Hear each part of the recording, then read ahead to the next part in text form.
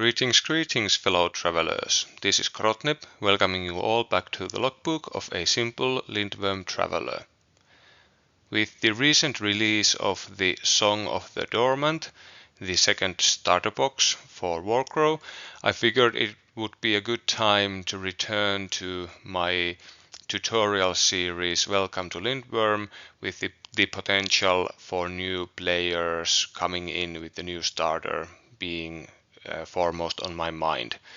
Today I'm looking to explain the basics as well as some of the nuances to be found in the unit cards, so let's dive in. Let's not beat around the bush. Getting started with a new system has a lot of things that people looking to get into a game need to account for, and there are a lot of things to balance on one's mind at any given time. A core game mechanic of Warcrow involves the use of unit cards. These cards not only give all the performance information regarding to units, how they move, how they fight, what special rules they have on them, but they are also used as an integral part of the game's flow, so to speak, as damage and effects are tracked on the unit cards rather than the models themselves. I quite enjoy this feature in Warcrow, having played years and years of Infinity. Some of the area around some of the models can get quite busy in that game, since you are tracking all the possible states and effects on the model itself, but getting to have a specific place for them on the unit card and not having to worry about moving them along is pretty decent, at least from where I stand. Today I'm hoping to open up not only the basics of how to read a unit card, but give some context on what you should be looking at and looking for, so that new players don't feel all that lost when it comes to trying to figure out what their units do and whether they are good or bad at something. Let's get started without a further delay, since I feel this video might turn out quite long all in all. If you feel like not listening through an hour's presentation on the unit cards, feel free to pause the video at any given time and return to the subject matter at your convenience. Or if you're like me, put this thing on the background, start painting your next models, and let me take through the basics of unit cards. Firstly, we have the probably most self-evident and simple part of the card, and that is the name of the unit in question.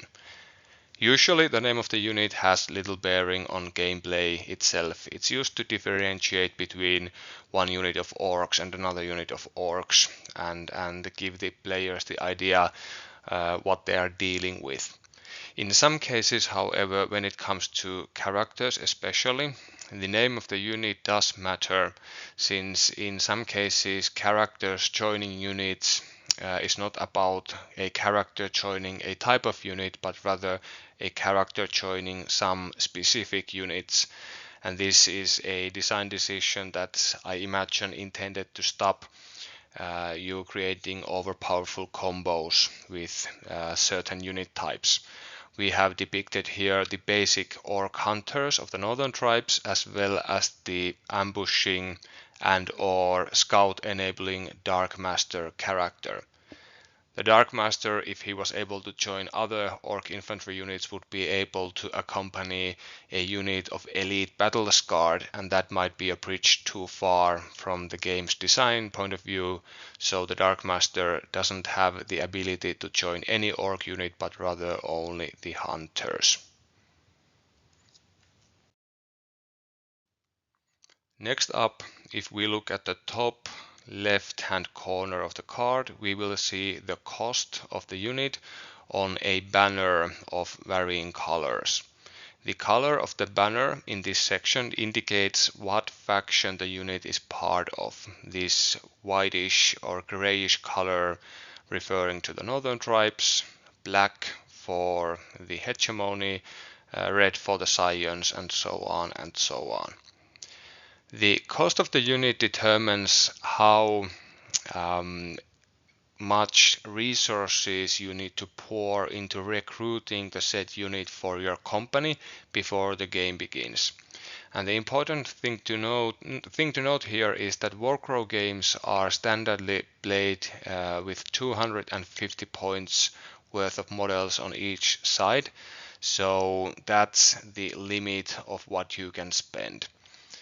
A second thing to take note of is that in many cases you simply aren't going to be recruiting a unit of orc hunters. You probably want to attach some character to them for added performance, and that will eventually lead into a more pricey, a tactical element than simply your 20-point orc hunters. But we are getting ahead of ourselves. Let's talk about characters a bit more later on. The points characteristic in Warcrow changes at 5-point intervals, so you will be seeing 20-point units, 25-point units, 30-point units, and so forth and so forth. So each 5 points represents 2% of that 250 points that you have access to, so that'll give you an idea what is expensive and what is cheap. In my own mind, I categorize models and units more or less in the way that I have described here. Things that cost 20 points or less are really cheap. 25-point characters and units are okay, moderately priced. 30 to 35 points gets into the pricey range, and anything costing 40 or more is expensive.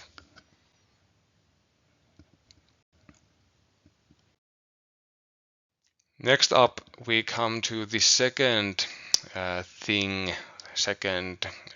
attribute that you can find on the banner at the left top corner of the card, and that is the command tokens. Not all units do add command tokens to your forces tally. Usually characters do, and not all characters add that. But there are also some units made up of several models that actually add command token, or in the future maybe even several, to your company. Command tokens are a finite resource in games of Warcrow, and they are exclusively used for triggering powerful command skill abilities. So if you are looking to build the ultimate company when it comes to the effectiveness that you are packing, you want to have a lot of command tokens, yes, but you also want to have a corresponding amount of powerful and useful command skills to spend those tokens on, since otherwise you might find yourself in a situation where you have plenty of command tokens but nothing worthwhile to spend them on, or the other way around, you have a lot of cool and powerful command skills but no command points, command tokens to actually empower those. When it comes to characters, I personally consider a single command token to be a low amount to be provided to your force, which is unfortunately quite common in the Northern Tribes faction that I usually play. 2 command tokens is starting to get into good territory, and some characters are even capable of bringing 3 to the table, and that's a high amount of command tokens right there. Before the game begins, both players will count up all the command tokens that their units and characters will generate to their company. There is no base amount to be gained, it's just what the cards/units that you have chosen will bring with them to the field. When both sides have counted their command tokens, it's time to roll for initiative, that is to decide who gets to choose the turn order or deployment zone at the beginning of the game. And the side that has more command tokens total gains a orange dice to this roll, in addition to the orange and the yellow dice that they are already rolling. So this means that the side with more command tokens comes advantaged into the initiative roll, which may or may not be a big deal when it comes to the actual gameplay. Obviously, differing circumstances and strategies will dictate how important this role is going to be. Last thing of note about the command abilities is the fact that usually in Warcrow, units and characters are only able to, when they activate, perform two short actions or a single long action, which restricts the amount of things that the unit or character can get done during a single activation. But command skills don't require any actions to be spent, merely the command token that you are willing to invest in its use. So if you have access to a unit that you are activating that has a command skill that you are looking to make use of, that can potentially allow the character to do, for example, three things during a single activation. Let's say perform a assault move, hit something, and then trigger, like in the Prime Warriors case here, the experience and rage command skill. Some command skills are so powerful that they can actually even allow you to activate another unit, even though usually command skills like these have some stipulations that you have to follow, some prerequisites that you have to meet in order to get access to this powerful additional activation. But hey, the possibility is there if you have built your company just right. Next we get to the movement characteristic, which is given to us in three parts. The first two numbers illustrate the basic movement characteristic of the unit when it is maneuvering around the battlefield. When moving Warcrow models, you do need to remember that all the movement done by the models is done from front to back, which essentially means that for every leg of movement that your model is making, you are actually adding the amount of strides equal to your base size to the movement that you have just made, or the distance you have covered rather. So in the case of most models that are on infantry bases, like infantry units, characters and so forth, you are looking at 2 strides of extra movement per leg of movement measured. And for cavalry units and some large monsters, you are looking at 4 strides added to your movement, which explains why, for example, the basic orc infantry, orc hunters, and the warg riders, the orcish cavalry unit, have exactly the same basic movement stat of 3-2. Actually, the warg riders are substantially faster because they have the double the base size, so they are moving further with each activation that they make. When it comes to this first movement value, that is the one sectioned or divided into 2 parts, every movement short action, which you can make 2 of during a activation if you choose to spend all your activation just moving, consists of both of these movement values. And this is something that can trip people up when they come to Warcrow from, let's say, Infinity, where going both those movement values will require 2 short skills, but in Infinity it will require only a single short action to achieve. Another thing that's different in Warcrow when compared, for example, to Infinity is that you cannot change the direction of your movement at will. You only get a chance to do that when you stop your movement. So in the case of the orc hunters here, the orc hunters get to move first, either 3 or 2, they can choose which one to use first, in a straight line. Then they will place the model there, and then they get to move the unspent amount of their movement again in a straight line. Obviously, you don't have to move the full distance, and this can allow some flexibility when it comes to moving around obstacles and other units, especially enemy units that you cannot move through, but that's something to keep in mind. There are 2 ways of engaging with enemy units in Warcrow.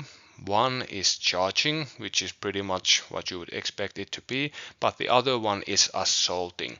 And assaulting is the way of engaging the enemy that is basically walking into melee with them, and assaults can be performed against units that you cannot see or units that you cannot reach with a single straight movement. So the 3-2 of the Orc Hunters here not only measures how fast they are when maneuvering for position on the battlefield, but also how adept at assaulting they are against enemy units that they cannot see or they have to curve a lot to get to. The second part of, or third part depending on how you look at it, of the movement characteristic is the number in brackets. And this number in brackets gives us the charge distance of the unit in question. I really like the design choice to detach the charge distance from the standard movement value of the unit, instead of it being, for example, your movement value plus X strides on top of that. Because this can create a situation like we have with many of the Orcish units, that they are a bit on the slow side when it comes to maneuvering for position, but their charge distance is actually rather good. And then, for example, the Black Legion Bucklermen are a little bit the other way around. They're quite decent when maneuvering for position or when assaulting, but they aren't as good at charging as the Orc Hunters are. The way I personally categorize this stuff is that anything with movement 3-2 and a small base is what I would consider slow, and anything with less, looking at you, Warcrow Adventures related husks, is slow. 3-3 movement is more or less standard for lightish infantry type units, and 4-3 4-4 or even faster is getting into the speedy category. While when it comes to charge distance, 9 strides or less is a poor charge distance. 10 strides, as seen on the Orc Hunters here, is pretty good, and 11 or more is long a charge distance to have. Obviously, if we are talking about large based models or cavalry, then that 3-2 is actually quite speedy. Because you are adding that two extra strides over what an infantry model would be moving. The last thing about movement and measuring altogether is the fact that a single stride is 15 millimeters, so a 2-stride distance is 30 and 4 strides is 60 for all of us who are used to doing things by the millimeters and centimeters.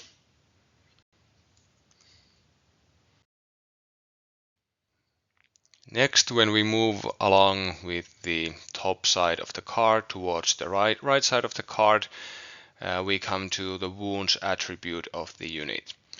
The wounds attribute is just what it sounds like. It's how tough the unit is when it starts to sustain damage, and when a unit suffers wounds equal to its wounds attribute, it has to remove a single model from the unit as a casualty, and in the case of single model units like characters, this will mean the end of your unit as a tactical element. Characters and solo models can measure part of their durability directly from the amount of wounds that you have on the profile. Obviously, special rules and special abilities, as well as defense rolls, are going to affect how far you can take your wounds attribute, but that's the hard baseline that you have to work with no matter what. I consider characters with 2 wounds to be weak, characters with 3 wounds to be okay, pretty standard. 4 to 5 wounds is getting into the high territory, and the few 6 or more wound characters that are out there are extremely durable when it comes to their wound stat. When it comes to the durability of units, you also need to consider how many models there are in the unit. I chose the Warg Riders card to illustrate the wounds attribute and unit size, since in the newer cards there is a marking on the bottom left hand corner of the card that describes how many models there are in the unit. I don't understand why Corvuspelli has chosen to use the smallest possible font and marking there. It's so easy to miss, but hey, it's okay. We can live with this knowledge or this way of describing the unit size, and you can always simply hit up the Corvuspelli online store or some other internet resource to see how many models are supplied when you buy the unit in question. The units in Warcrow always come in standard sizes. You can choose to take more or less in the unit. The unit is as many models as the unit comes with, and that's it. Your choices are effectively to add a character to that unit or get a second unit or a third unit or whatever you choose, but you can't add models or remove models from the unit per se. As we see in this example over here, the Vark riders have 4 wounds per model and 2 models in the unit, which means that altogether the unit has 8 wounds, and it needs to suffer 4 wounds in order to lose a single model, which also is the all-important half casualties point for the Vark riders. If we had the Orc Hunters card over here, we would see that they have 2 wounds per model, but the unit has actually 4 models, so it takes exactly the same amount of wounds, that is 4, to halve a unit of Orc Hunters and get them to reduced combat performance. So in this way, even if you have a high wound characteristic, it might not actually make your unit all that more sturdy than a infantry unit with lower wounds attribute but more models on it. All in all, I would consider units with 7 or less wounds total to be fragile. 8 seems to be pretty much the standard, and units that have more than 8 wounds I would consider to be especially tough. This wounds characteristic can be augmented by adding characters to the unit, and it very much depends on the type of character how much bang for your buck you are going to be getting doing this. When you add a support character, you are essentially getting wounds added to the unit equal to the wounds attribute of the unit in question. And if you are adding an officer, then you are getting as many wounds as the officer has on them, as we are going to be seeing on the next slide. This wounds and unit size question is why a unit like, for example, the Varank Skin Changers isn't as tough as you might assume looking at their wounds characteristic that starts at 3 and can be even upgraded to 4 by choosing the Polar Bear Totem, since the unit is only made up of 2 models, and it's also not the easiest unit to add a character to, but more on that later maybe. Since I have mentioned the support and officer characters, let's talk a little bit about them next. Each character in Warcrow that is a model of, or rather a unit of 1 model, is either a officer type or a support type character. If the character has no ability to join a unit, as is the case with, let's say, for example, the Orc Revenant, the distinction between support and officer actually doesn't mean all that much. It's when the character joins a unit that the distinction becomes relevant, and I'm next going to explain how. Generally, officers are the more powerful a character type, since each company has to include at least 1 officer to act as its leader. This choice of leader doesn't really usually matter all that much. There is a single adventure, that is a whole mission in Warcrow, in which the secondary scoring element, that is the feat, has you protect and attack your leader and your opponent's leader respectively, and the leader in question cannot join a unit to avoid getting hunted. So that's basically the only situation as of recording of this video where your leader actually matters.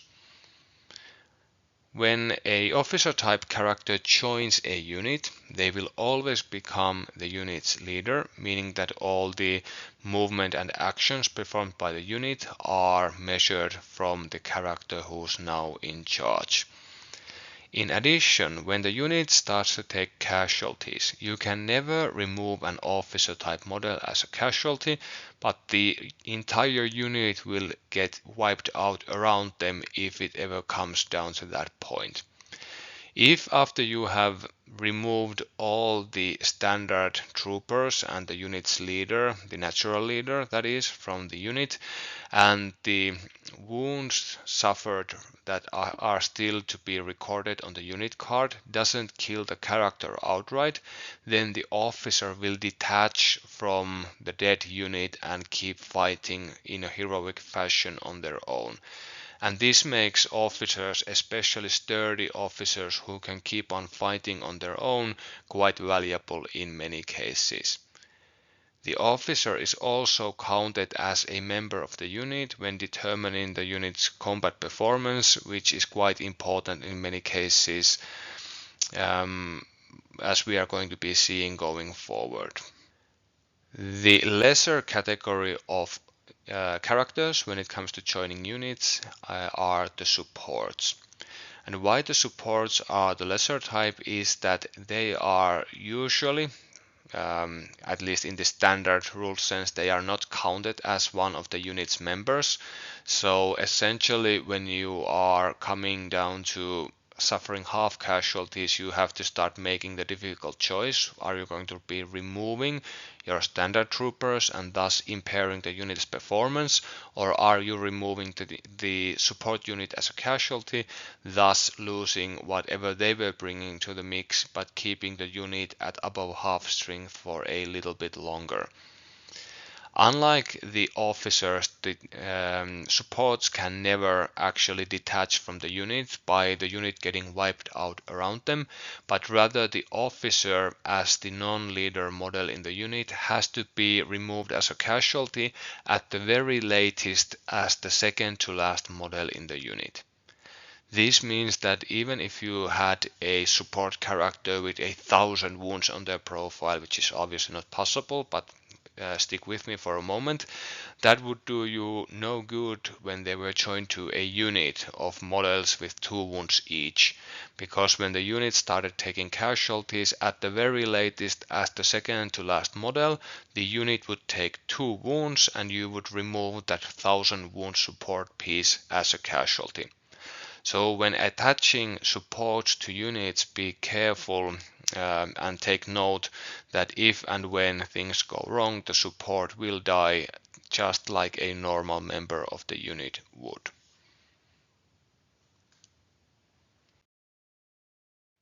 Another thing to note about the character cards is the fact that some of the named characters in Warcrow come supplied with 2 different unit cards that they can be used as or played as rather. Usually this means that there is a primary version of the card that is the named character that the model is also representing. But there might also be a secondary card that's intended to be used as a generic version of the same type of character, a non-named version of the same type of character that is. In our example over here, we have Alborg, the leader of the Northern Tribes faction, who comes in the Winds from the North battle box, or in the future in the Northern Tribes action pack, and they are the orc leader model in that box. But with him comes also the card for the generic orc Wrathmane, that is the generic war chieftain of a orcish tribe that you can also play if you want to play a cheaper, different kind of character than the named version. Usually the named character and the unnamed card that comes with them are actually quite different from one another, and there is a good case to be made for playing either, or in many cases even both. And this is the reason why I personally highly encourage people to proxy those unnamed versions of their characters using another model if they have access to some that will fit the bill, or maybe even going as far as converting their own models, because you don't want to find yourself in a situation where you would be wanting to bring both cards, both units to the table, but you are lacking the appropriate models to do so. In the case of our Wrath main and Alborg over here, it's no problem since you can never bring both. I will explain a bit later why. But for example, if we are looking at the Beyond Winds from the North box, and there you get the cards for Njord the Merciless and standard Varang Hersir. Those are two quite different types of characters that you might well want to bring both. And if you are representing both with the model of Njord the Merciless, well then you have a problem in your hands now, don't you?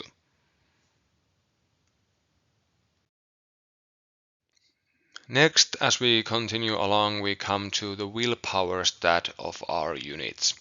Usually willpower measures the courage and bravery of the unit in question, but it is also used for some tasks that the unit needs to accomplish on the field of battle. So there is a little bit of intelligence, maybe dexterity also involved in this attribute. When it comes to willpower, it is given to us in a dice roll fashion. Any unit with a double yellow or a orange for their willpower is considered to be weak or have low willpower from where I stand. Orange and a yellow dice combined is pretty standard. Orange and an orange is a good willpower, and red plus yellow or double orange and yellow are getting into the great willpower territories. The most common situation that will arise on the field of battle is that a unit has to, for the reasons of having suffered too much stress that we are going to be talking about soon, facing a frightening enemy, or they are faced with a scenario effect, they have to roll a willpower roll, which means that they are gathering the dice indicated and rolling them. And usually a single success is enough to see the unit not suffer the adverse effects of what they were trying to avoid, or to achieve what they were trying to do, for example pick up an objective in certain missions or something like this. Sometimes, however, a simple willpower roll requiring one success will not be enough, but the test will indeed be a difficulty 2 test, which means that you need to roll 2 successes in order to pass. And as you can probably guess, this is an impossible task for units with only a single orange for the willpower, for example, and it's exceedingly difficult for most units anyway.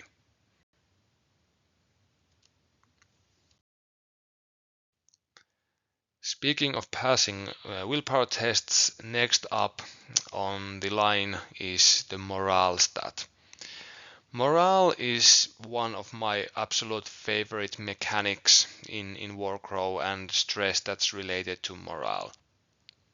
Morale is the measurement of a unit's psychological resilience when it comes to stressful and difficult battlefield situations that they can encounter. And I really like how Warcrow also models the fatigue of prolonged combat and pushing a certain unit to do more stuff than their compatriots when it comes to how the battle plays out. When measuring a unit's morale, a morale 1 is poor.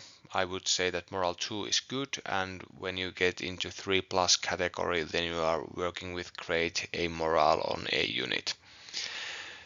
Units in Warcrow accrue stress due to the varying conditions and events on the field of battle.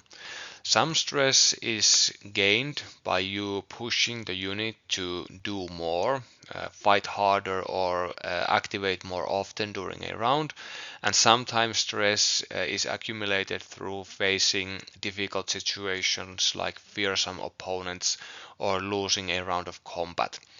And as long as your unit has not suffered more stress than it has morale, it should usually be okay to keep fighting. But when a unit has accumulated as much stress as it has morale, then it will no longer be able to activate if it has activated already that round, unless it is to rest. It loses the access to the push modifiers that allow it to fight harder or defend itself more strongly when being attacked. So you have less options for using that unit going forward.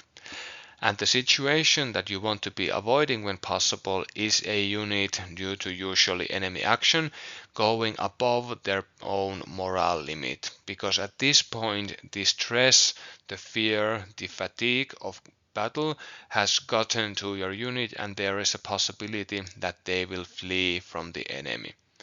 A unit that has more stress on it than it has morale has to, at the end of the current activation, roll a willpower test looking for a single success, and if they fail this test, then the unit will break and flee from the enemy, a mechanic to be covered in a future video maybe.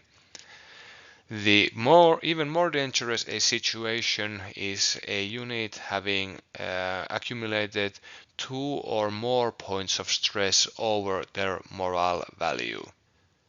If this happens, then the willpower check that needs to be done at the end of the activation upgrades into a difficulty 2 willpower test, and that's going to be a really tall an order for many units to pass reliably.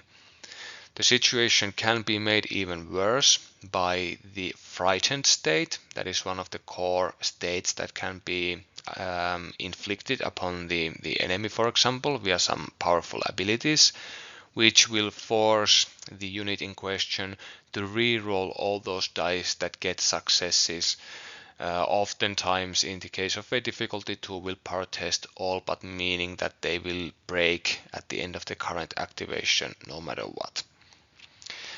The morale stat is an excellent indicator on how capable a unit is under the right or the best of circumstances.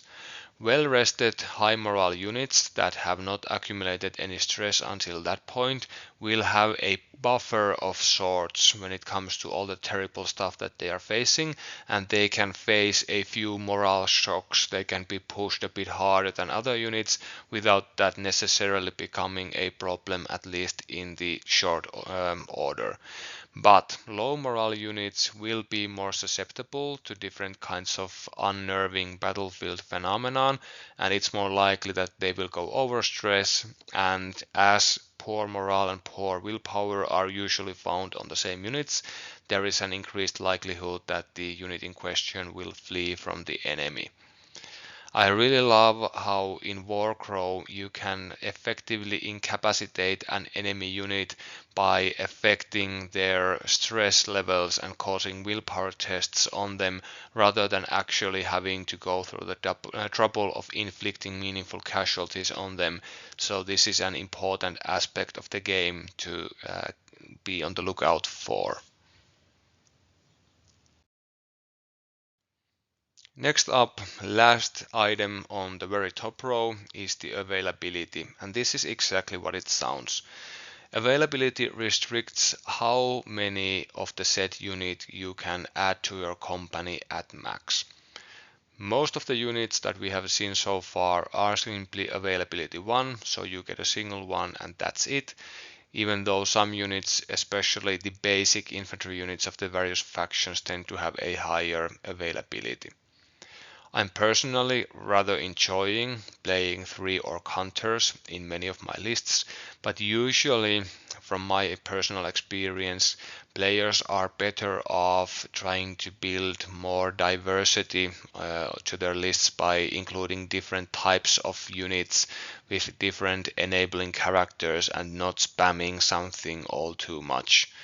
One of the reasons why I like to bring several units of orc hunters is that I can attach different kinds of characters to the units and thus customize that basic unit into more of a specialized role. So I'm not so much running three identical units as I'm running three quite different units with some basic capabilities in common. In Warcrow's company construction phase before the battle, when you are building your list essentially, there are only a couple of restrictions to follow. You need to have that one officer, that's one restriction. You can't go over the points limit obviously, and you have to restrict availability. Beyond these, there is only a single restriction to be observed, and that's going to be coming up next. Directly below the numeral values of movements and wounds and willpowers, morals, availabilities and such, there is going to be two lines of quite small text. The first one is the characteristics row of the unit or character in question. And these are basically adjectives that describe what the character or unit is in the world of Lindwurm. In our example over here, the tattooist is described as a character and a Varang model. Usually these characteristics don't have any gameplay effects in and of themselves, but rather there are some other abilities, spell effects or restrictions that affect these or work in tandem, work together with these characteristics somehow. For example, if you look at the Breathe the Spirit of the Totem ability found on the bottom of the tattooist's card, it says all allied Varang units gain Dispel blue dice. So this is an example of how the characteristics work. They are used to trigger or restrict the use of other abilities. A characteristic that does have a limited gameplay effect, however, is the characteristic High Command. And High Command means that the model with that characteristic has to be your company's leader, and you can never have more than a single High Command in your company. And this is meant to restrict on how many powerful leader type characters you can run in your company, and sometimes you have to make a choice between two, even if you were looking for some specific reason to run both. The second line of text is by far the more important, and this is what we call keywords. Keywords are the universal special rules of Warcrow that you will very quickly become quite accustomed to. There aren't really that many in game, and they are pretty straightforward once you get to know them a little bit more. Examples of keywords, for example, would include Scout, that enables a unit to start the game outside their deployment zone, or they can jump in during the middle of the game coming from a table edge, or the Elite keyword that makes a unit more deadly and sturdy when it's fighting its enemies or trying to pass its willpower tests and so forth. If a character is capable of joining any units, that will be described in the keywords section also. Sometimes this joining of units is specific to certain names, like for example we saw with the Dark Master join hunters, but in the case of the tattooist over here, she can join any Varang infantry units. So this should be pretty clear. Then if we move directly down from the availability, we see two numbers that are inside this crosshair type decoration over here, and this is the unit's conquest value. Warcrow is very much an objective-based game where your main objective, your primary objective of the adventure usually involves capturing and holding certain objectives on the battlefield. And Conquest tells you how adept your unit is at this task. When there is an objective that is contested by both sides, each side will count up the total of all the conquest values of all the units within 3 strides of the objective in question, and then the side with the biggest value wins and claims control of the objective. In the case of an objective that your opponent has already captured, you will need to exceed their conquest value equaling will not do in order to wrestle the control away from them and into your hands. I would consider usually a conquest value of 0 to be poor, 1 to be standard, and 2 or more being quite excellent. There are ways of increasing conquest value of units, for example by attaching certain characters to the unit, or there are some powerful effects like passive skills or command skills that can be used to increase the conquest value of units even further. This is also a good time to talk about why we have these 2 different values over here, and that is because the effectiveness of units' combat performance in Warcrow drops when the unit suffers casualties. So in the case of units made up of more than one model, you will have 2 lines here. The top line will describe the unit when it's fighting at its full or near full capacity, and the lower one is when the unit has suffered significant enough casualties to impair the unit's performance.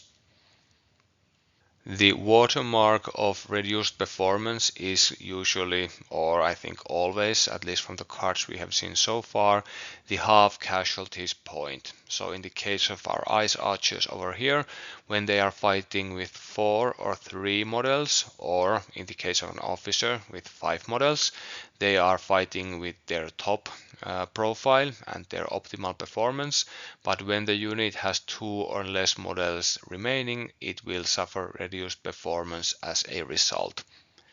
In the case of the ice archers, they will lose their point of conquest when they go to half strength or less, but do note that this doesn't happen to all units, so you do need to be careful and know your own troops and know your enemies on what units will be affected by the casualties when it comes to, for example, their conquest value. The next thing on the cards that we can see is the attack profiles of the units. And as you can see in the case of units made up of several models, there are going to be 2 ones, one for full or full near performance and one of reduced performance after half or more casualties. When a unit performs an attack, it will gather all the dice involved in the attack roll, and they will get to add any automatic symbols that are added after the dice on that very roll. When we are talking about melee attacks, you obviously need to be in melee, that is engaged, that is in base-to-base contact with the enemy unit that you are attacking, while with ranged attacks you need to have simply enough range to your target. For example, in the case of our tattooist over here, that's 15 strides, and line of sight to whatever you are firing at. Some units have the possibility or the ability to push themselves for additional performance when it comes to attacking. This is called pushing or adding a attack modifier to your roll.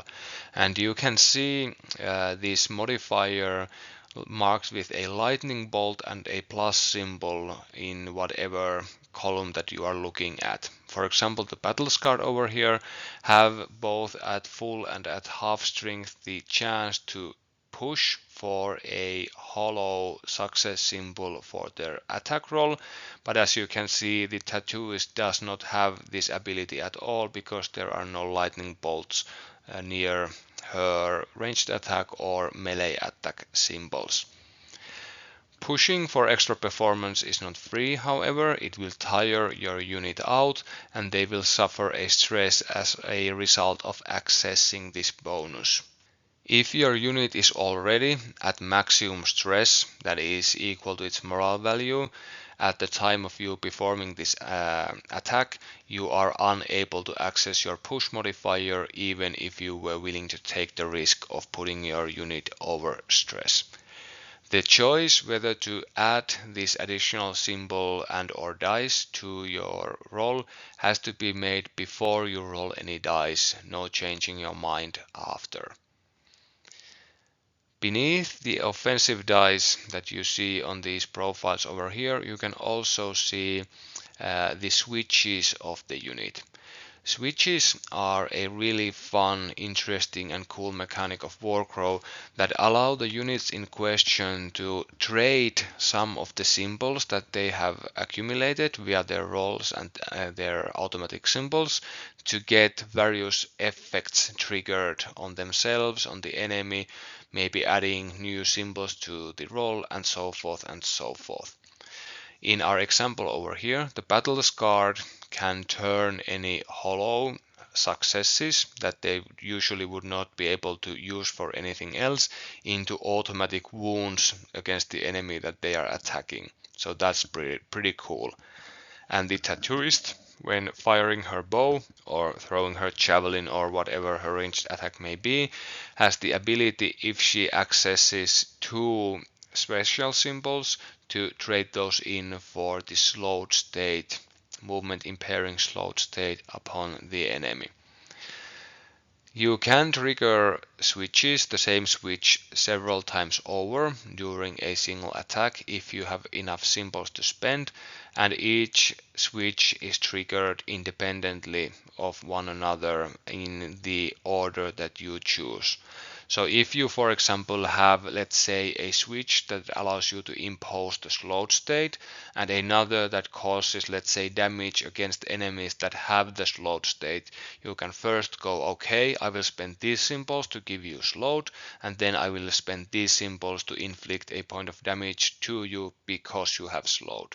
So the timing matters in cases like this quite a lot. Switches can also be affected by the casualties that a unit suffers. They may become easier or in some cases harder to activate, and some units may even lose some of their switches when they take casualties. So stay on top of this information by checking your unit card quite often when you are learning the ins and outs of the different units in question. But it doesn't take all that long, I can tell you, before you remember this stuff quite easily. Now that we have talked about the attack rolls and we are about to move to the defense rolls, a little bit of a boot camp on how the dice in Warcrow work for those who may not have sat through my entire video on this subject. For the record, I don't blame you if that's the case. When you are rolling the offensive dice in Warcrow, you are rolling the red, the orange, or the yellow dice. And if you are looking to inflict damage upon your opponent, then you are looking to get as many solid successes as possible.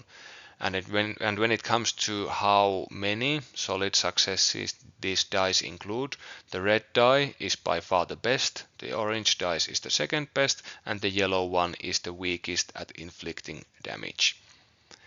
Then if we add the defensive dice here below, they go from green to blue to black, and they work exactly in the same way. The green, when you're defending, you're looking to produce as many solid blocks as possible, and the green dice is best at producing blocks, the blue dice is the second best, and the black is by a margin, wide margin, the weakest at that. But if you are looking to produce solid special symbols that are usually the ones that trigger most of the prolific switches, then actually the yellow and the black are the best dice for the job. The orange and the blue are the second best, and actually the red and the green one, the quote-unquote most powerful dice, are actually the weakest at providing you with these all-important special symbols. I trust you are starting to catch the drift on what's what in this game and why this is so very interesting. When looking at holo special symbols, which are a rarer switch trigger but quite a powerful one in some instances, the red and the green dice have absolutely no holo specials on them. The blue and the orange, the middle dice, interestingly, are the ones with most of these, and the black and the yellow have some. And then when it comes to holo successes and holo blocks, which can in some instances be used for switches, they are you can find one of each in the reds, the oranges, the greens, the blues, but you can find double that in yellows and blacks. And since, for example, the elite keyword allows you to turn these holo symbols into solids, the elite keyword is most powerful on units that have access to a lot of yellow and black dice when you compare what you get for what you're paying essentially.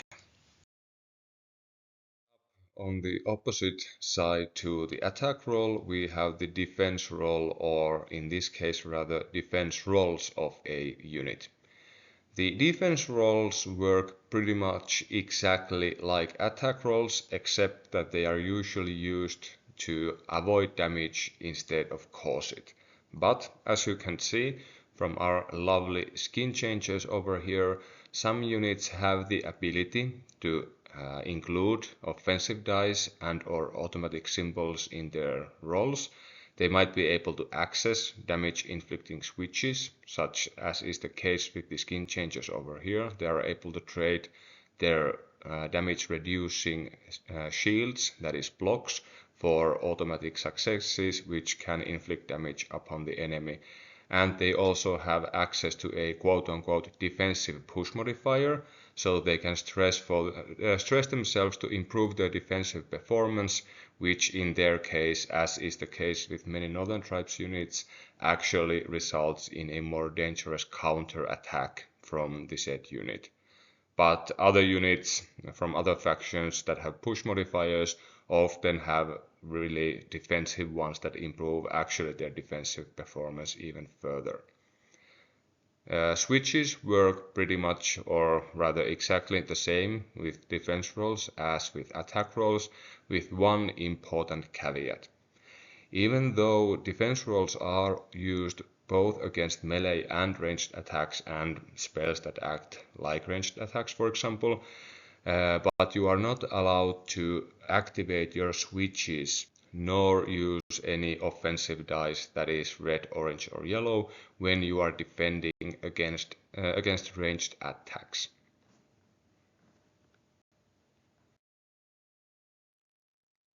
Okay, we are winding down towards the end of this piece. Let's talk about the different icons at the bottom half or part of the card that you can see. The first symbol that you will come accustomed to is this brown one with a kind of a cool looking triangle or a Celtic symbol or something on it. And this type of icon denotes passive skills. As the name suggests, passive skills are always active, although they may not have an effect that will take place all the time, but rather usually a set of circumstances is required to come to pass for the passive skill to have any effect. Our Revenant over here is a great example because they have as many as 3 different passive skills going on here. And if we, for example, look at the first, it triggers when the Revenant attacks or is the target of an attack, and it allows him to ignore a single wound from the total that he would be suffering, making him more sturdy, especially against chip-in damage. Some skills, whether they be passive or otherwise, may have the limit that says target something. If there is the wording target in the description of the ability, then it requires line of sight to its target, and there is usually also a range requirement involved.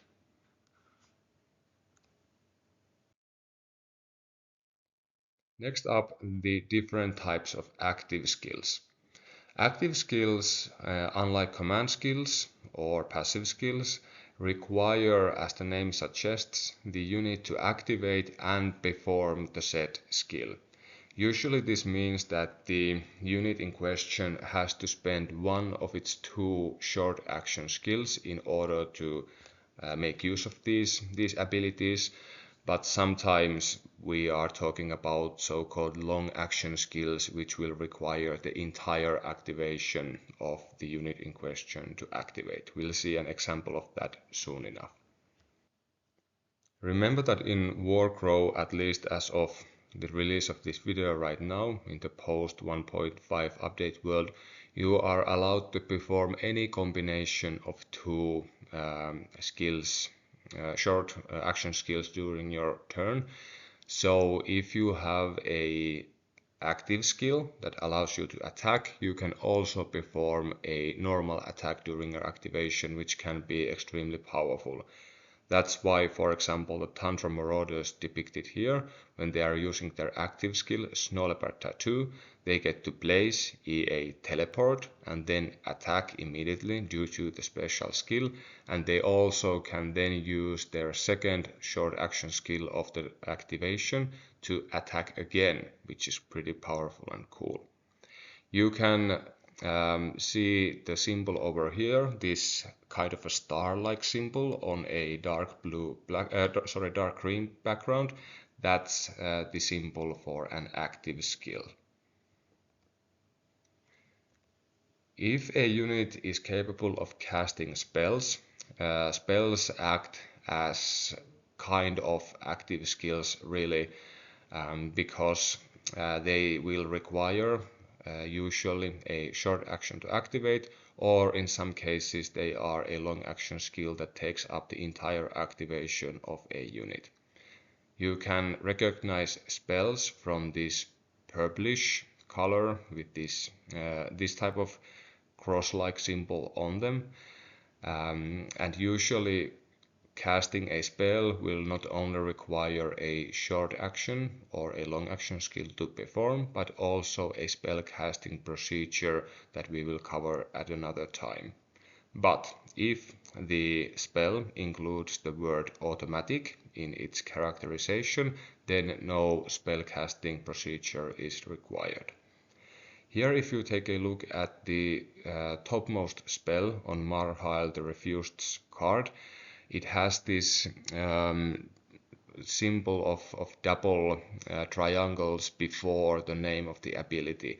That's the long action skill action symbol. So casting the Spectral Sword of Marhail will require his entire activation, while his Steel Essence spell that you can find a bit lower on the card will only be a short action skill, so you can combine that with movement or an attack.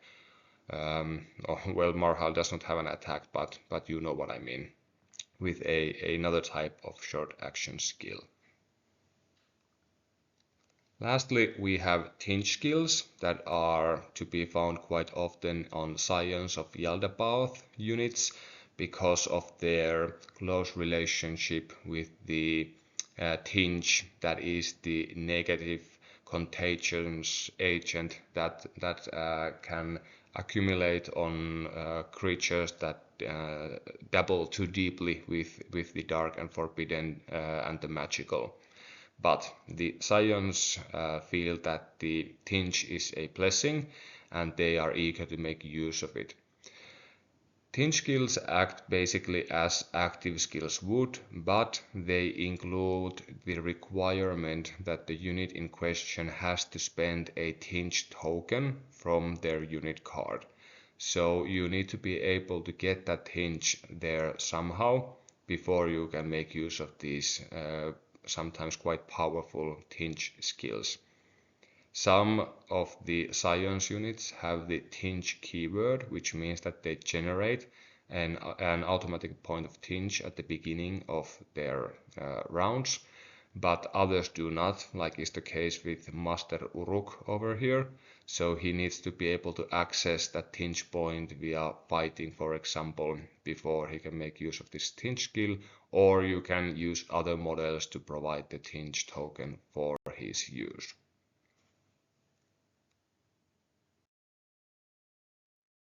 Okay, last thing before we end for today, let's talk about how characters joining units works. When a character is fighting on their own, you will be using the top part of the card if the card has two parts to it. The characters that cannot join units actually only have a very standard looking unit card, so there is no confusion to be had there. When you attach a a character to a unit, let's say our Hersir over here wants to join a unit of Tantrum Marauders, you will simply slide the Hersir's card under the units so that the bottom part of the card is left to show like this.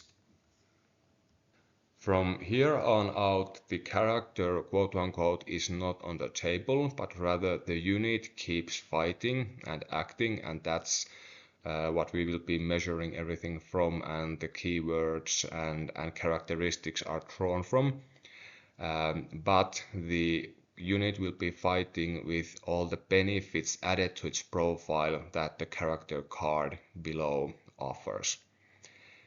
If the character grants additional dice or value to the unit, these will be found after a plus marking on the card, and if a value is given as absolute, it will replace the unit's own value of that type, even if it were to be worse than the unit's.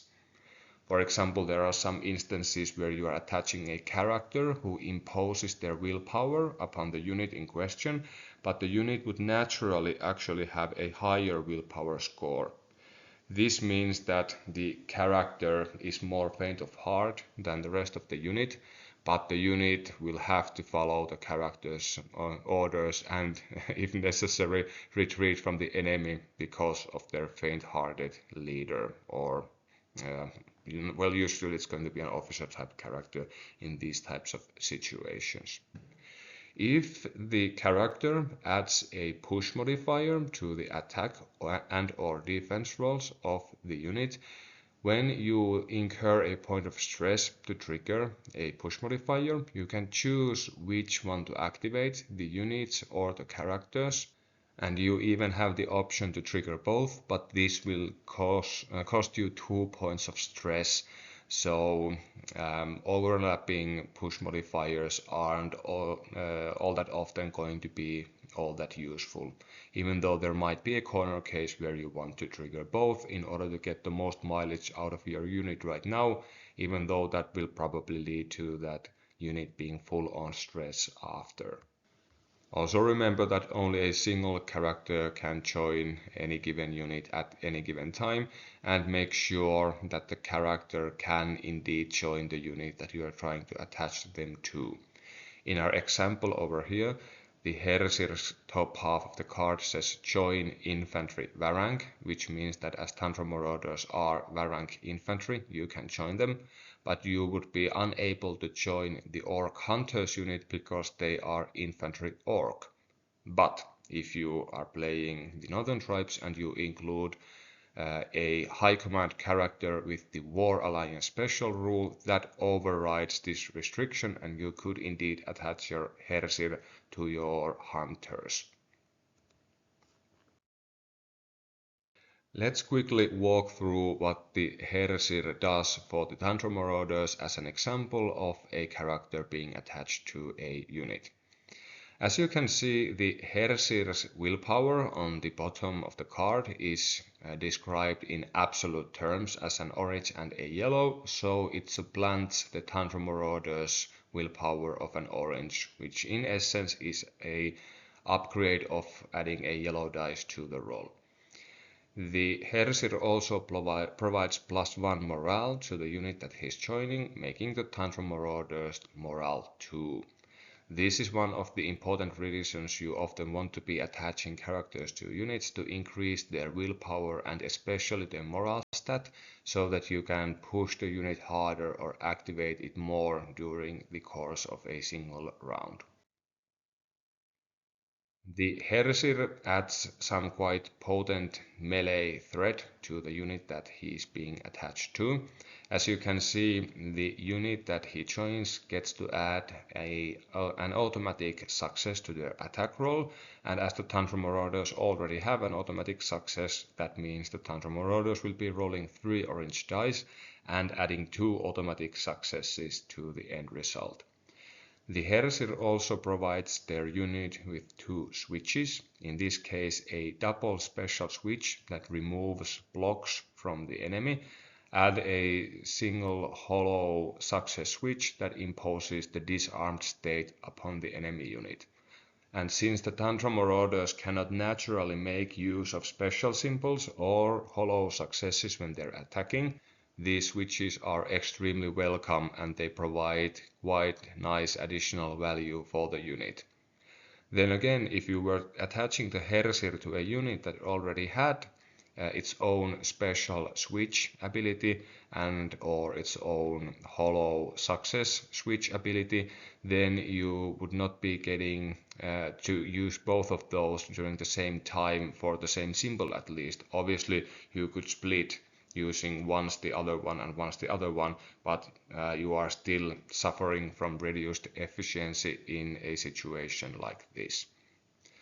The Tundra Marauders are also naturally lacking an offensive push modifier, but the Hersir does provide them one, albeit quite a weak. Adding a single success to your attack roll for a point of stress isn't usually going to be a great value proposition, but sometimes it can be useful. As we can see from the helmet icon, the Hersir is an officer type character. The most impactful effect of this on the Tundra Marauders is the fact that the threshold of reduced performance due to casualties on the Tundra Marauders goes up.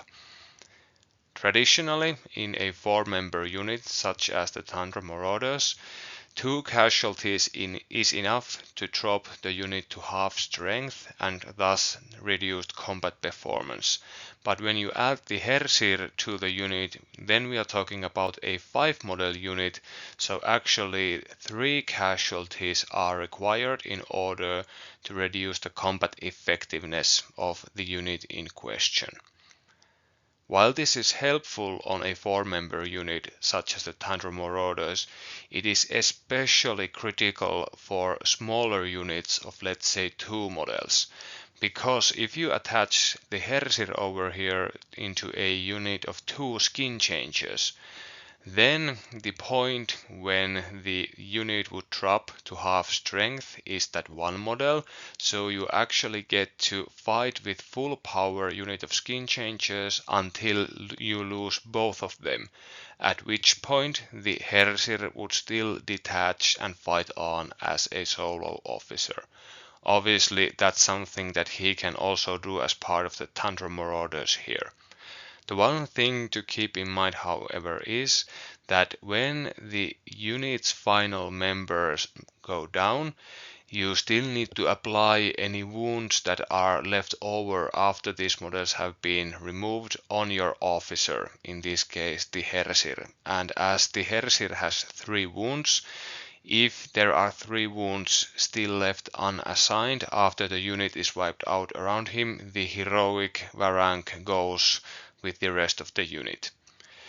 In the case of this character especially, you are looking and hoping for a situation where he survives with at least 2 wounds remaining, so that he can access his excellent Tattoo of Sturkriege ability, but more on that in the Hersir video that you can find on my channel previously. The Hersir also adds the all-important Conquest bonus to the unit, so the Tantrum Marauders go up from Conquest 1 to Conquest 2, and that is really the important threshold when it comes to capturing and holding objectives going forward, especially when we are talking about such a fast-moving, difficult to pin down unit as a Scouting and Snow Leopard tattooing Tantrum Marauders. As the last things that the Hersir provides to their unit, there are two special skills that he brings to the table. The first one is a command skill, not one step back, which means that whenever the Hersir-led unit fails a willpower roll, the Hersir can choose to spend a command token and say, okay, we passed instead. And this makes the Hersir's unit extremely difficult to break or otherwise manipulate by using the willpower effects found in various places in this game, since as long as there are command tokens left to spend, the Hersir can just go no and keep on doing what the Tantrum Marauders were originally doing. The second thing that the Hersir provides their unit is actually what I consider to be maybe one of his main selling points, if not the main selling point, and that is the passive skill to die killing. This special skill simply grants the unit that the Hersir has joined the Berserker Rage keyword, and this is really a powerful an ability, especially in the current Warcrow meta environment, at least if I get to weigh in on what's good and what's not. What the Berserker Rage does is that it allows the unit in question, whenever it is making an attack or defense or a willpower roll, to suffer an automatic wound and then add any symbol of their choice to the roll that they just made. Usually this means that when the unit that the Hersir is leading is attacking, they are going to be trading an additional wound in via this ability, but they can also use this Berserker Rage to add a hollow success to their roll so that they can trigger the Hersir provided disarmed imposing switch. Likewise, when defending, the Hersir's unit can use this extra symbol to trigger their own switch ability. In the case of the Tantrum Marauders, the ability to disengage by displacing, or they can trade a wound in even while defending. The real big deal in the current environment, however, I think is the Berserker Rage skills ability or keywords ability to add that automatic success to willpower rolls. As long as the Tantrum Marauders in this case are willing to spend a wound, they can automatically pass any difficulty 1 willpower test that they are called upon to make. And if they are looking at a difficulty 2 test, as long as they roll at least one success, in this case their red and yellow dice, thanks to the Hersir's improved willpower statistic, you can then suffer a wound and pass the test.